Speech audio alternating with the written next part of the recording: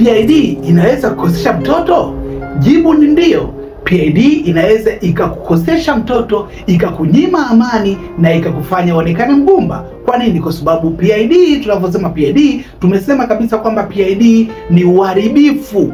Sawa, ni uharibifu katika viungo vya uzazi. Sasa kama hivi viungo vimeshaharibiwa, unategemea utapataje mtoto, wakati hivi viungo ndivyo ambavyo vinasaidia kutengenezwa mtoto pamoja na kumkuza mtoto. Sasa vimeshaharibiwa na hii PID, hata utawezaje kupata mtoto? Ni ngumu sana. Na hata kama utapata mtoto au utapata ujauzito, basi utakuwa ni wa mashaka, mara mimba imetoka, mara mimba imefanya hivi na vitu mbalimbali. Kwa hiyo PID ni kitu ambacho ni cha kuogopa sana kwa mwanamke ambaye unatamani kuwa na familia nzuri na unatamani kuwa na familia bora. Kwa hiyo unachotaka kufanya ni kwamba kama tayari imethibitishwa na tatizo la PID, nione niweze kusaidia, kwa sababu nimekuwa nawasaidia wanawake wengi sana ambao walikuwa hawategemei kuitwa mama, lakini leo hii ni wamama na wanaendelea kuzaa. Sasa inachotakiwa kufanya ni kwamba chukua namba yangu bio, nipigie niweze kusaidia, kwa sababu nimekuwa nawasaidia wanawake wengi mara kwa mara na wanaweza kutatua changamoto yao PID, na leo hii wanafurahia maisha.